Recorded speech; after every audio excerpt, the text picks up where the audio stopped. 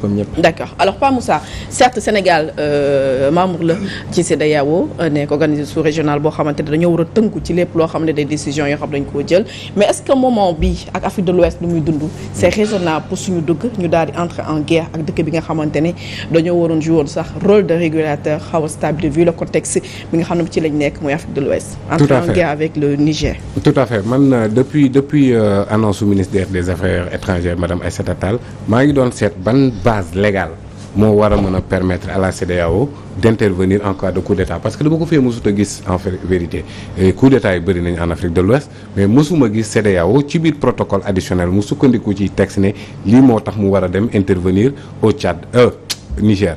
Mais laaj nga ko c'est quoi la particularité du Niger aussi dans cette affaire-là xam nañ ne actuellement moom mooy zone de repli li nga xamante ne mooy Occident d'autant plus que bon il ne veut pas utiliser le mot hégémonie c'est de trop. mais une domination. mais non il faut le dire au-delà de l'Afrique de l'Ouest gis nañ Russie intervenir en Centrafrique intervenir na en Libye.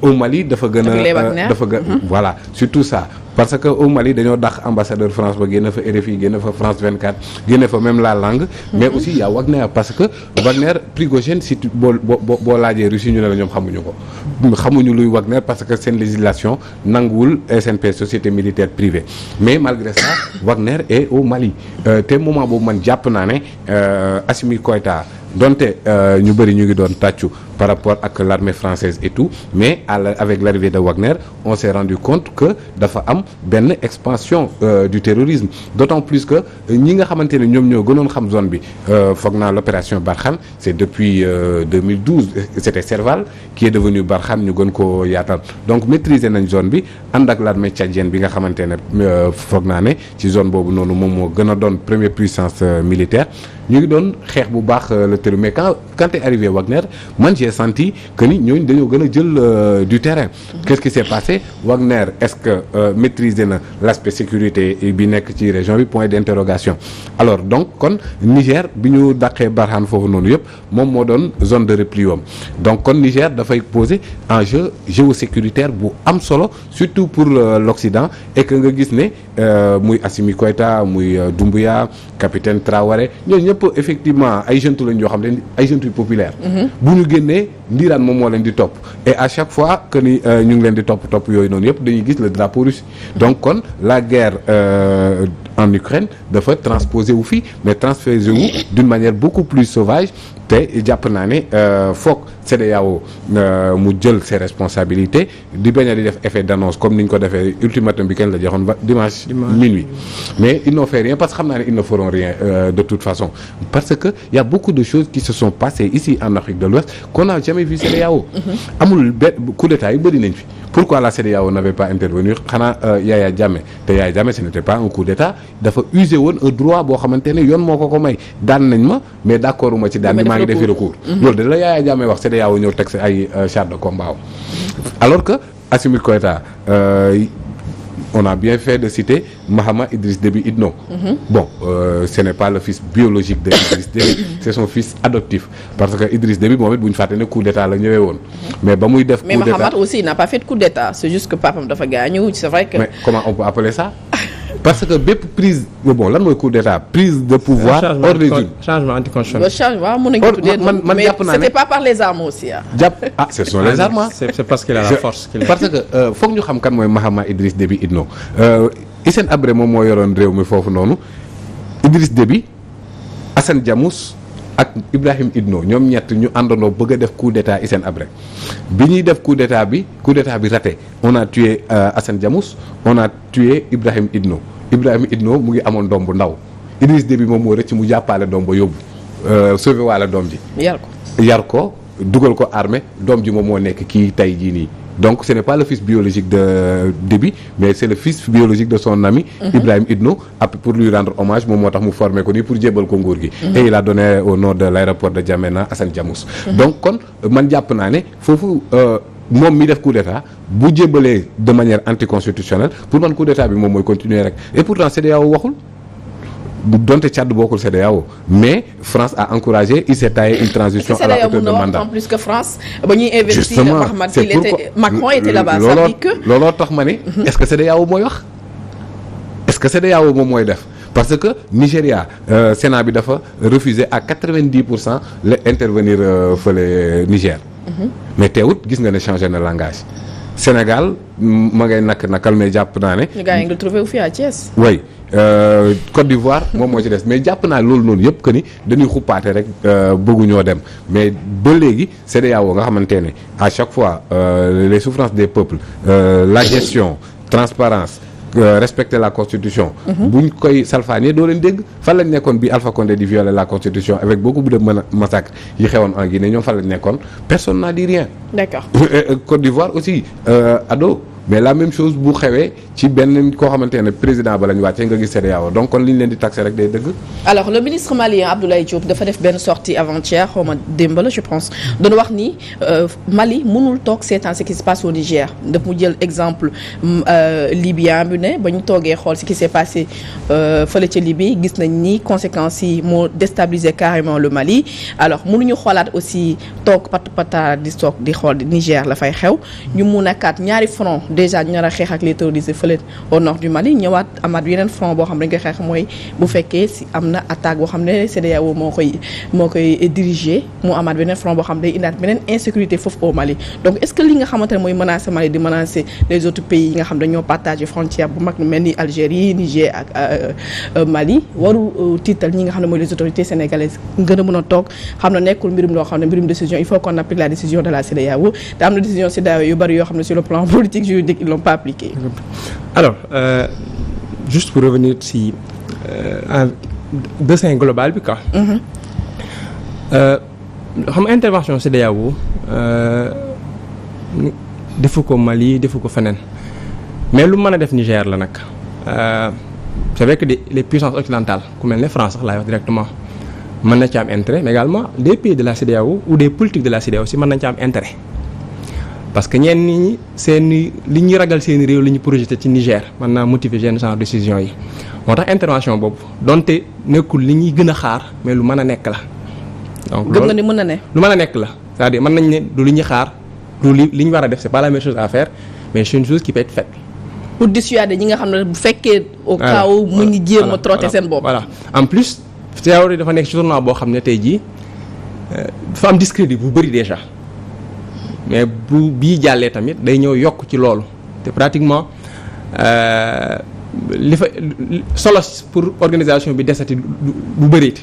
ils n'ont pas le choix ils sont dos au mur. waaw ça non ça veut pas dire maintenant qu'il y a forcément une intervention mais bu amee war nañ ko mën a nangu c'est-à-dire am na y a des éléments qui peuvent vraiment pousser à ce que intervention bi am donte man bokk naa si ñu jàpp ne c'est pas la meilleure chose à faire. Sur le cas du terrorisme ak du Mali aussi comme ni nga ko waxee pour man les Maliens n'ont pas amené Wagner pour lutter contre le terrorisme. waaw parce que déjà fekkee lutter contre le terrorisme rek les Français ñoo ëpp doole ñoo gën a préparer ñoo ëpp moyen en tant qu'un état qui se projette. donc Wagner en tant que privé amul marge de manœuvre bi mu soxla. déjà qui n'a pas de validation légale chez lui. waaw moo tax loolu moo ko mayut marge de manœuvre bi mu soxla pour lutter donc li Français yi mënoon Mali sur le plan opérationnel Wagner mënu ko maintenant état russe bu engagé woon carrément peut-être mais Wagner en tant que privé mënu ko. et les Maliens en sont conscients. Wagner ne combat pas, ce sont les Maliens qui combattent, accompagnés parfois peut-être des Russes. Maintenant, pour le Sénégal, je pense que position bi autorité sénégalaise yi jël mënuñu jël leneen tey jii si la CEDEAO décide d'intervenir ou quand la CEDEAO prend une décision le Sénégal ne peut faire que approuver lu bëri lu ñuy fàtte wala ñu bëri xamuñu ko tey jii la force de la CEDEAO en attente est dirigée par un officier sénégalais le général Mactar Diop. Mo Sénégalais. Voilà peut-être maa ngi tudd turam sax di kii mais c'est un Sénégalais qui dirige depuis le mois de mars 2022 la force africaine la force de la CEDEAO donc force boobu mënta jël décision Sénégal di soustraire et comme en tant que un acteur majeur de la CEDEAO. non pas mu soustraire mais au moins comme ni ñu yàgg bàkkee ne Sénégal dafa yàgg jouer rôle de régulateur. vu le contexte est-ce que ñu gën a jéem a dissuader wax ne c'est pas la bonne solution def ay évasion bi xamante ne day nekk envahir sa dëkk boo xam ne c'est un pays frère. nga mën ko envahir di xeex ak moom ci li nga xamante ne même su fekkee ni rafetluwuñ ko. waaye quand même mun na am yeneen voies et moyens pourquoi pas mu nekk sanction pécuniaire. waaw xam nga déjà sémantique comme ni ñu ko defee ak Mali. déjà sémantique bi dañuy juum. parce que ñun ñëpp bu ñu nee guerre CEDEAO dana opération spéciale lay wax waxuñu guerre ñoom. pour ñoom demuñu def guerre. dañ ko rafetal rek mais xam nga ni guerre. d'accord defuñu def waaw parce que déjà. c'est un langage diplomatique. voilà mais ñu ngi fay fekk parce que y a un changement anti-concept ñoom dañuy dem rétablir ko donc Sénégal du ne damay dem guerre day contribuer dans une opération de l'organisation régionale fi may préciser mooy Sénégal par rapport ak posture am positionnement comme entre guillemets comme pays de la démocratie et cetera entre guillemets mënta soustraire donc le Sénégal pratiquement dañuy endosser les décisions de la CEDEAO maintenant c'est un risque pour toute la région comme ni nga ko waxee tey jii bu déflagration amee parce que pour man intervention c'est pas une bonne option parce que le Niger c'est un grand pays 1,260,000 km². Ensuite ñoo gis ne militaires yeeg gendarmes yeeg lépp luy sécurité tey jii benn say lañ def donc gars yi demuñu intervenir contre 100 wala 200 personnes c'est une armée qui fait plus de 30,000 hommes. Ensuite une armée boo xam ne depuis pratiquement 10 ans elle est entraînée et opérationnelle qui se bat contre des terroristes. Ils ont l'expérience. Donc Niger du Gambie du pays boo xam ne beneen pays da kaa wër presque à 90%. Mais quelle est la base légale de cette intervention su naree am ultérieurement. Non bu ñu doon wax base légale xam nga tey jii boo xoolee protocole CEDEAO bi sur la prévention conflit tout ça dañoo lister des cas dans lesquels le mécanisme peut être activé. Mais boo xoolee ci dernier point yi duñ lister en cas d'agression en cas de conflit interne en cas de violation massive des droits de l'homme y a un dernier point yi boo xam ne à peu près jëm mën nañu ko bindee mais c'est-à-dire toute autre décision toute option que le mécanisme aurait décidé c'est-à-dire prox ndool la. Maintenant le problème bi nga xam ne les gens bokk na ci ses prérogatives même. Non intervention militaire. Si parce que la CEDEAO est une organisation régionale qui sur la base du principe de subsidiarité peut être mandatée par les Nations Unies tey jii même CEDEAO doon def dara day ci tur Nations Unies la koy def. waaw comme ni ko defee moo tax l'autre point yi mooy. tey jii même fekkee ne CEDEAO wax na day jël option militaire wax nañ ko boo xoolee seen communiqué ñi ngi demandé Union africaine ak Nations Unies ñu approuvé. parce que Nations Unies foog ñu def résolution. waaw Conseil de sécurité. nit ñi nag ñu ngi naan CEDEAO mën na agir directement joxe exemple si li xewoon Sierra Leone mais en réalité toute intervention portée par une organisation régionale foog mu am résolution Nations Unies même Gambie dañu fay dem.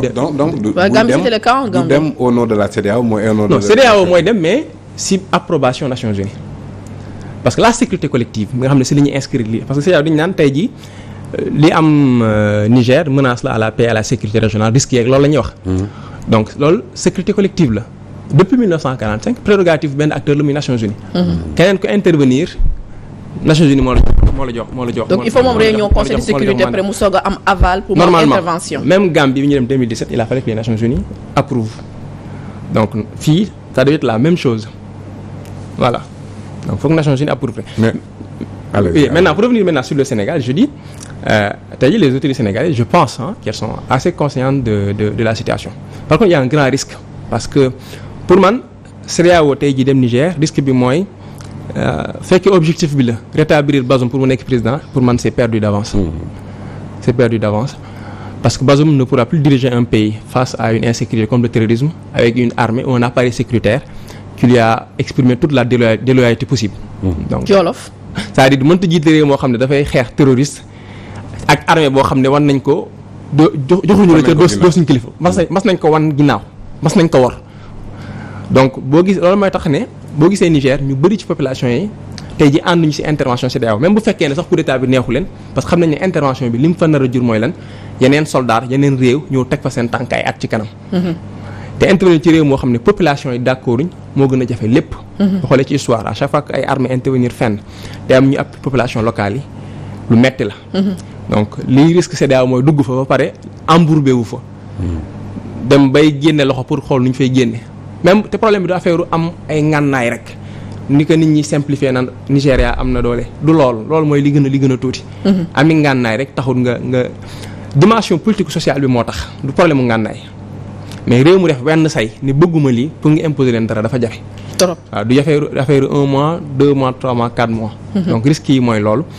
te ci confrontation boobu ñaari groupe yu mag yi fi nekk muy état islamique ak Al-Qaïda ay opportunité la ñu wut te mën ci profité te Niger tey jii nekkoon na benn digue boo xam ne doon na tax ndax bu ñu fàttali ne Niger ci kaw à droite Libye moo fa nekk. Libye nekk pays boo xam ne. un état sans état dañ naan la. dëkk bu xaajoo c'est 20 millions de pièces d'armes pour 6 millions d'habitants donc c'est une poudrière à ciel ouvert Niger benn genre digue la pour éviter armes yooyu gën a acheminer facilement ci yeneen zones yi tey ji bu amee sécurité boobu tey duñu amati contrôle te boo nee Niger ne Mali da nga naan pays côtiers yi te pays côtiers yooyu fu mel ne Bénin Togo Ghana tey jii terrorisme commencé na fa Côte d'Ivoire. amaana ñun lañ ci yàlla muccalaguñ ñuy ñaan mu continuer donc menace bu rëy la en termes d'implication sécuritaire. d'accord alors Pa Moussa il faut que tamit ñu xool actualité judiciaire bi. comme ni nga ko waxee sànq gis nañ ni mu nekk deuxième point bi ñu war a waxtaanee alors gis nañ ni jamono ji comme ni nga ko waxee kaso yi fees na dell ñu bari ñi nga xam ne c'est des militants de Pastef Ousmane Sonko joxoon na leen ordre ñu wax ñu observe li nga xam ne mooy grève de la faim mais dafa mel ni grève de la faim bi dafa am lu bari lu mu ci jur parce que ñu bari jamono ji ñi ngi ci hôpitaux yi ma jël kaaw ki nga xam ne mooy Hannibal Djim même su fekkee ni Cheikh Bara bokkul sax Pastef waaye gis nañu moom it yaramam loof na ba fu mu toll nii sax wax nañ ni avocat am ak soxnaam ak ki nga xam ne mooy sëriñ ñoom déplacé wu ñu woon pour gis ko mais jafe na ci ñoom pour ñu teg ko bët fu mu toll nii quelle est la situation de Cheikh Bara Ndiaye Hannibal Djim ak ki nga xam ne mooy Ousmane Sonko nga xam ne dañuy observé grève de la faim. voilà am na ci ñi nga xamante ne jot naa déggante ak seen i ay